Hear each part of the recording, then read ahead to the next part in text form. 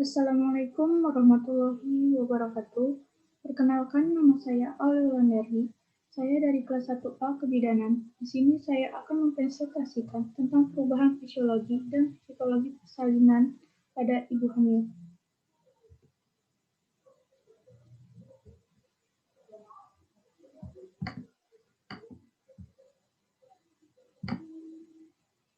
Perubahan fisiologi dan psikologi pada kelas 1.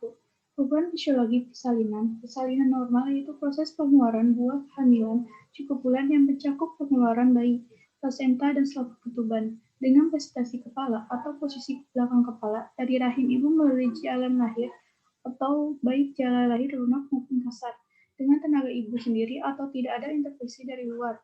Perubahan pada uterus dan jalan lahir dalam persalinan.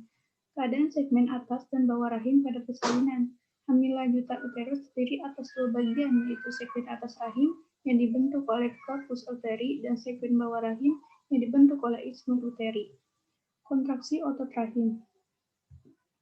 Perubahan bentuk rahim. Perubahan pada serviks. Agar bayi dapat keluar dari rahim, maka perlu terjadi pembukaan dari serviks. Pembukaan dari serviks ini biasanya didahului oleh pendaftaran dari serviks. Pendaftaran serviks adalah pendekatan dari katalis cervicalis berupa sebuah saluran yang panjangnya 1-2 cm menjadi satu lubang saja dengan pinggir yang tipis. Pembukaan dari serviks adalah pembesaran dari PUE yang tadinya berupa suatu lubang dengan diameter beberapa milimeter menjadi lubang yang dapat dilalui anak kira-kira 10 cm diameternya. Perubahan vagina dan dasar panggul. Dalam kelas 1, korban ikut megangkan bagian atas vagina yang sejak kehamilan mengalami perubahan sedemikian rupa sehingga dapat dilalui oleh anak. Setelah ketuban pecah, segala perubahan terutama pada dasar panggul direnggang menjadi saluran dengan dinding yang tipis. Waktu kepala sampai di vulva, lubang vulva menghadap ke depan atas dari luar pergelangan oleh bagian depan nampak pada perineum yang menonjol dan menjadi tipis sedangkan anus menjadi terbuka. Tekanan darah. Tekanan darah meningkat selama kontraksi atau sistolik rata-rata naik 15 atau 10-20. Diastoli atau 5-10 mmHg antara kontraksi. Tekanan darah kembali normal pada level sebelum persalinan. Rasa sakit, takut, dan cemas juga akan meningkatkan TD. Ada beberapa faktor yang mengubah tekanan darah ibu. Aliran darah yang menurun pada arteri uterus akibat kontraksi diarahkan kembali ke pembuluh darah perifer. Timbul tahanan perifer, tekanan darah meningkat dan frekuensi denyut nadi melambat. Pada tahap pertama persalinan, kontraksi uterus meningkatkan tekanan sistolik dengan rata-rata 15 mmHg dan kenaikan diastolik dengan rata-rata 5-10 mmHg. Metabolisme karbohidrat aerob dan anaerob meningkat secara berangsur, ditandai dengan peningkatan suhu, nadi, kardiak output, pernafasan, dan cairan yang hilang. Metabolisme karbohidrat aerob dan anaerob akan meningkat secara berangsur, disebabkan karena kecemasan dan aktivitas otot skeletal. Peningkatan ini ditandai dengan adanya peningkatan suhu tubuh, denyut nadi, kardiak output, pernafasan, dan cairan yang hilang. Suhu tubuh meningkat selama persalinan, terutama selama dan segera setelah persalinan karena terjadinya peningkatan metabolisme. Maka suhu tubuh akan sedikit meningkat selama persalinan, terutama selama dan segera setelah persalinan. Peningkatan ini jangan melebihi 0-50 Celsius atau 10 Celsius. Detak jantung. Detak jantung secara dramatis naik selama kontraksi, antara kontraksi sedikit meningkat dibandingkan sebelum persalinan. Pada setiap kontraksi, 400 ml darah dikeluarkan dari uterus dan masuk ke dalam sistem vaskuler. Hal ini akan meningkatkan curah jantung sekitar 10% sampai 15% pada tahap pertama persalinan dan sekitar 30% sampai 50% pada tahap kedua persalinan. Pernapasan. Terjadi sedikit peningkatan laju pernapasan dianggap normal. Hiperventilasi yang lama dianggap tidak normal dan bisa menyebabkan alkalosis sistem pernapasan juga. Beradaptasi. Peningkatan aktivitas fisik dan peningkatan pemakaian oksigen terlihat dari peningkatan frekuensi pernapasan. Hiperventilasi dapat menyebabkan alkalosis respiratif atau pH meningkat. Hipoksia dan hipokapnia atau karbodioksida menurun pada tahap kedua persalinan. Jika ibu tidak diberi obat-obatan, maka ia akan mengkonsumsi konsumsi oksigen hampir 2 kali lipat. Kecemasan juga meningkatnya pemakaian oksigen. Perubahan pada ginjal. Poliuria, peningkatan filtrasi glomerulus dan meningkatkan aliran plasma ginjal. Proteinuria yang sedikit dianggap biasa. Pada trimester kedua, kandung kemih menjadi organ abdomen. Perubahan gastrointestinal. Kualitas lambung dan absorpsi makanan pada berkurang, pengurangan getah lambung berkurang, penggosongan lambung menjadi sangat lambat, mual muntah bisa terjadi sampai ibu mencapai akhir kala 1. Perubahan hematologi, hemoglobin meningkat sampai 1,2 gram atau 100 mili selama persalinan dan akan kembali pada tingkat seperti sebelum persalinan sehari setelah pasca salin kecuali ada pendarahan postpartum. Fisiologi perubahan persalinan pada kala 2. Kontraksi, dorongan otot-otot dinding. Kontraksi uterus pada persalinan mempunyai sifat sendiri. Kontraksi menimbulkan nyeri, merupakan satu-satunya kontraksi normal mulus. Kontraksi ini dikendalikan oleh syarat intristik, tidak disadari, tidak dapat diatur oleh ibu bersalin, baik frekuensi maupun lama kontraksi. Di sini ada sifat khas. Rasa sakit dari fundus merata ke seluruh uterus sampai beraju ke punggung bawah. Penyebab rasa nyeri belum diketahui secara pasti. Beberapa dugaan penyebabnya antara lain pada saat kontraksi terjadi kekurangan 2 pada myometrium, penekatan ganglion syarat di serviks dan uterus bagian bawah, peregangan serviks akibat dari pelebaran serviks, peregangan peritoneum sebagai organ yang menyelimuti uterus.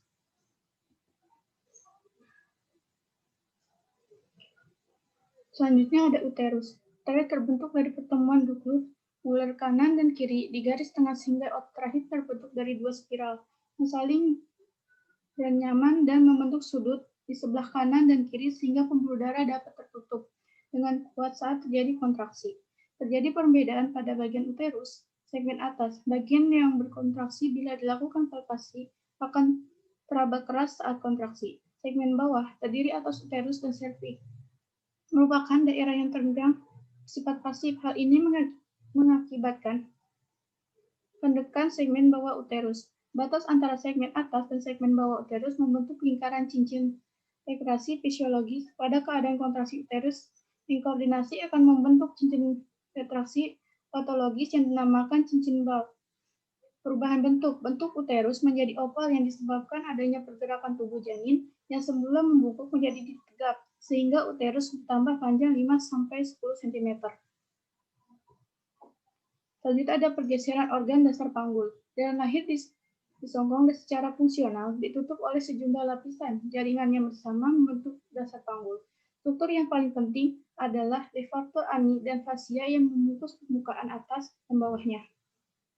Yang demi praktisnya dapat dianggap sebagai dasar panggul. Kelompok otot ini merupakan ujung bawah rongga panggul sebagai sebuah diafragma sehingga memperlihatkan permukaan atas yang cekung dan bagian bawah yang cembung di sisi lain. Levator ani terdiri dari atas bagian pubococcygeus dan ilococcygeus, bagian posterior dan lateral dasar panggul, yang tidak diisi oleh M. levatorani, diisi oleh M. piriformis dan M. coccygeus pada sisi lain. Selanjutnya ada evolusi janin. Setelah terjadi rotasi luar, bahu depan berfungsi sebagai hipoksilion untuk kelahiran bahu belakang. Kemudian setelah kedua bahu lahir, disusul lahirlah placenta depan dan belakang sampai lahir janin seluruhnya. Gerakan kelahiran bahu depan, bahu belakang, badan seluruhnya. Fisiologi perubahan persalinan pada kala 3. Fisiologi kala 3. Kala 3 dimulai sejak bayi lahir sampai lahirnya plasenta atau uri. Rata-rata lama kala 3 bersekitar 15-30 menit, baik primara maupun multivara. Tempat implantasi plasenta sering pada dinding depan dan belakang corpus uteri atau dinding lateral.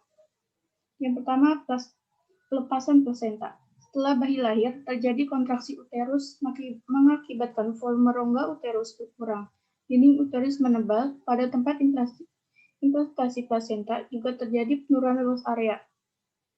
Ukuran plasenta tidak berubah sehingga menyebabkan plasenta terlipat, mendebal dan akhirnya terlepas dari dinding uterus. Plasenta terlepas sedikit demi sedikit.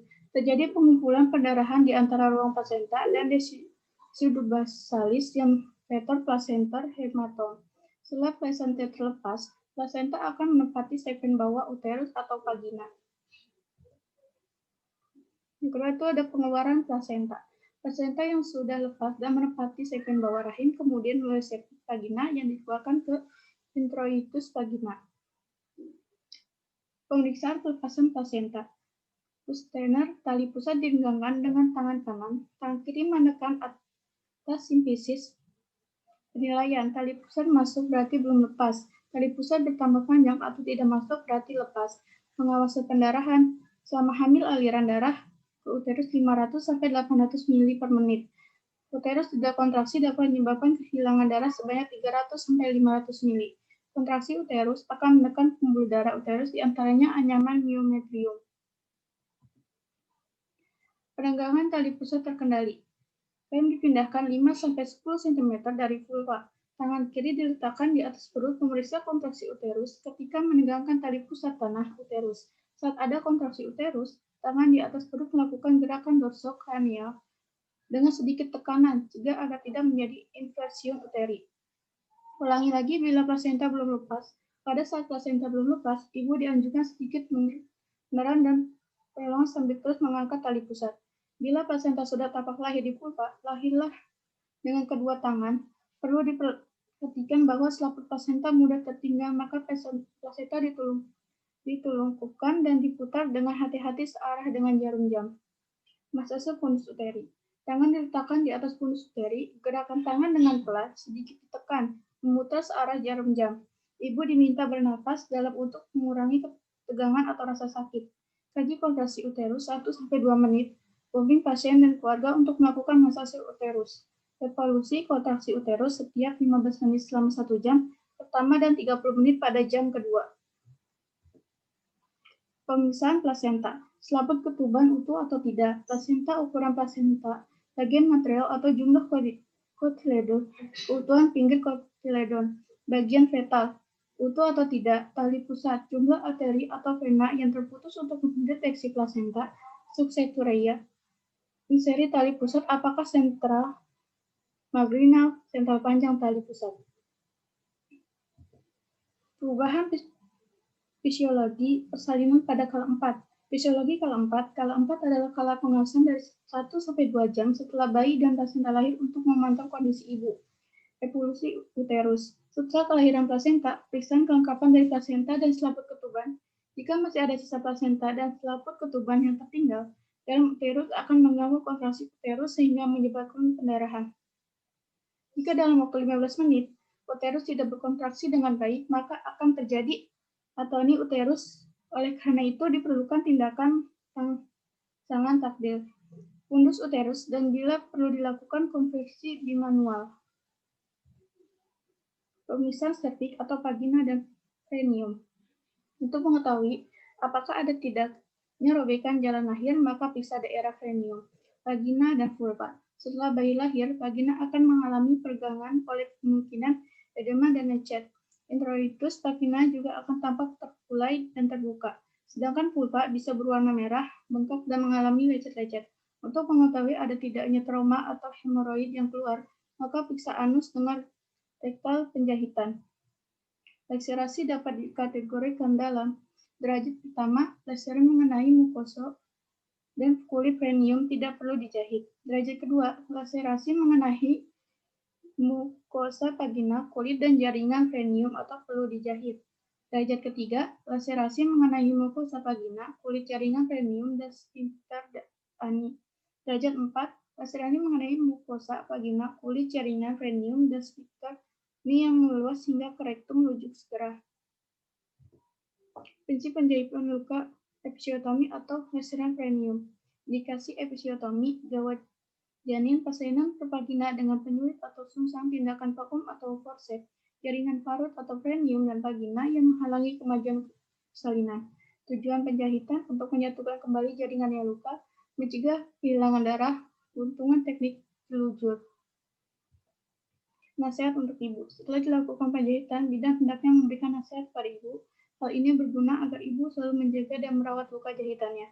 Adapun nasihat yang diberikan diantaranya, menjaga perineum ibu selalu dalam keadaan kering dan bersih, menghindari penggunaan obat-obatan tradisional pada lukanya, mencuci perineum dengan air sabun dan air bersih sesering mungkin, menyerahkan ibu mengkonsumsi makanan dengan gizi yang tinggi, menganjurkan banyak minum, kunjungi ulang dilakukan 1 minggu setelah melahirkan untuk memeriksa luka jahitan. Pemantauan keempat, saat yang paling kritis pada ibu pasca melahirkan adalah pada masa postpartum. Pemantauan ini dilakukan untuk mencegah adanya kematian ibu akibat pendarahan. Kematian ini pasca persalinan biasa terjadi dalam 6 jam postpartum. Hal ini disebabkan oleh infeksi, pendarahan, dan eklamsia postpartum. Selama keempat pemantauan dilakukan 15 menit. Pertama setelah plasenta lahir dan 30 menit kedua setelah persalinan. Setelah plasenta lahir, berikan asuhan yang berupa rangsangan taktil atau masase uterus untuk merangsang kontraksi uterus. Evaluasi tinggi fundus uteri. Caranya, letakkan jari tangan Anda secara melintang antara pusat dan fundus uteri. Fundus uteri harus sejajar dengan pusat atau di bawah pusat. Perkirakan darah yang hilang secara keseluruhan. Pemeriksaan perineum dari pendarahan aktif atau apakah dari laser atau luka episiotomi. Terima kasih. Sekian presentasi dari saya. Apabila ada kata-kata yang kurang berkenan, mohon maaf. Billahi taufiq wal hidayah. Wassalamualaikum warahmatullahi wabarakatuh.